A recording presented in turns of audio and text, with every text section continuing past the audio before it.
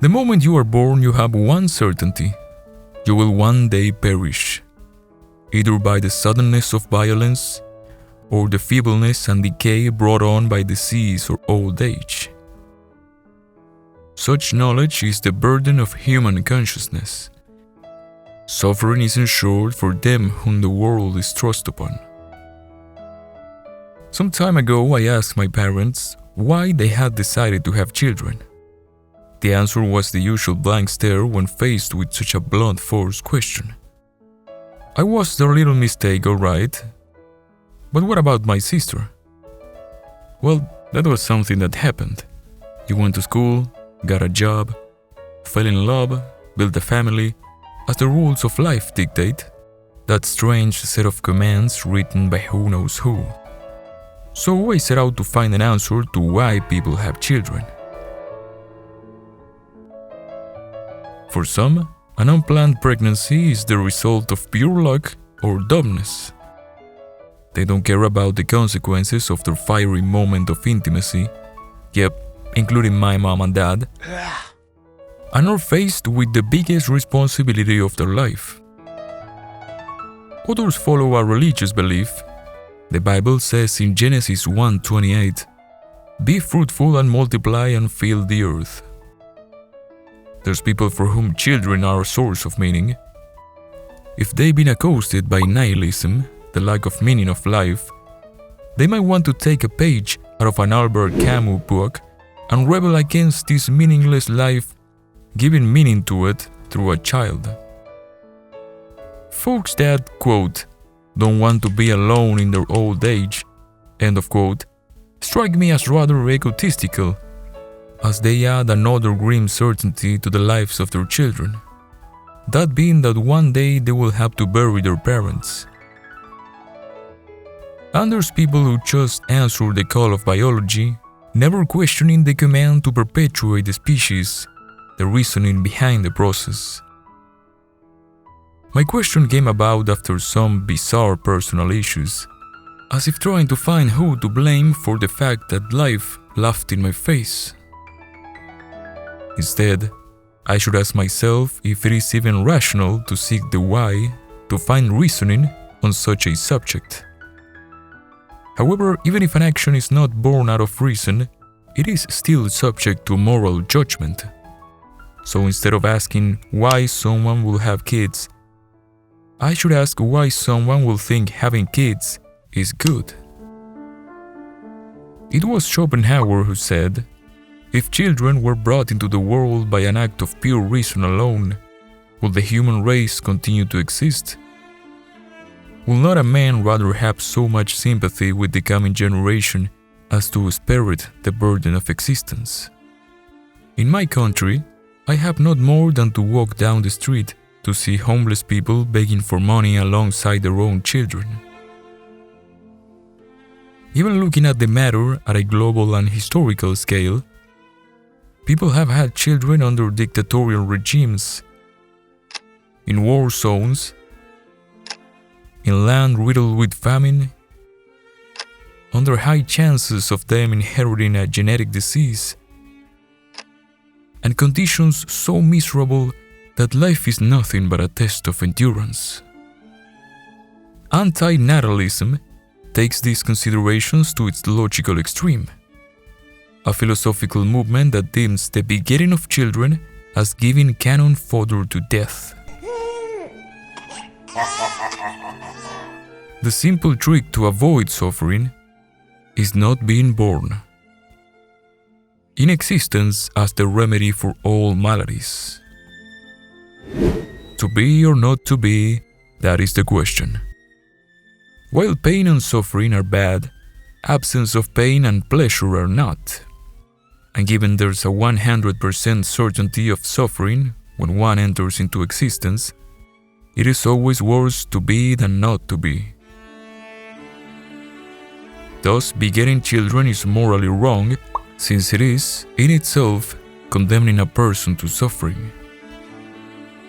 If we were to apply pure reason to the act, the first case against procreation arises. Not producing children is above producing children, because at best, the consequences are neutral, insofar as we can ensure the happiness and well-being of the child, so zero suffering, which is impossible. Now, I don't intend to speak for everyone, but not few teenagers have uttered the phrase, "Well, I didn't ask to be born," engaging then in philosophical discourse. The second case against procreation here is the impossibility of consent. You can't get consent from someone who has yet to exist. So the condition of being and all the dangers that come with it are imposed without asking for permission. If we were to take an action that could harm someone, the moral default will be to ask that person before acting. Or if that is not possible, the action should not be taken. The third case against procreation comes from the pen of my fellow countryman Julio Cabrera, who proposes the notion of adverse features of life. The condition of being, acquired at birth, decays from the very start. Given from the moment you are born, you are put en route to the great beyond, either minutes after birth or a century thereafter. Humans are, from the moment they exist, accosted by either physical pain, illness, accidents or natural disasters, discouragement, tediousness, unwillingness, or bad mood in all its levels, and other humans, as in physical and emotional aggressions. To defend against all this, humans create positive value in life through ethics, aesthetics, hobbies, religion, and entertainment. But these are not constituents of life, they are add-ons, positivity DLCs to deal with, as Cabrera puts it, the terminality of being. So it seems as though memory doesn't develop at birth because nature is wise and shields us from the trauma of being brought into this world. Antinatalism reaches the conclusion that humans should extinguish the flame of their lives by means of not reproducing. However, not an argument exists that cannot be attacked. All life owes its origin to the first protocells that arose on Earth almost 4 billion years ago. More than 2 billion years ago, with the oxygenation of Earth, new life forms prevailed over the old ones. Then the vertebrates, the amphibians, the mammals, and the cataclysms that almost erased life from Earth a couple of times. And at last, the Homo sapiens, 300 years ago, made its appearance on the stage of life. It discovered fire and invented language. It tamed beasts and pulled sustenance out of the ground. It settled in cities and built walls, and invented the wheel and invented writing to put in words the experience of its existence. Antinatalism deems all this a ruthless, nonsensical evolutionary process with no design and no endgame. This is a lack of hope, as life conditions have been, although non-linearly, bettering since the dawn of mankind. Sure, antibiotics and modern medicine have allowed for more people that live longer, so overpopulation and climate became issues now, but we humans find solutions. It's what we do. It's a lack of will, for it renounces to the generational knowledge mankind has acquired throughout the ages, that has consistently allowed it to find those solutions and new understandings of its being.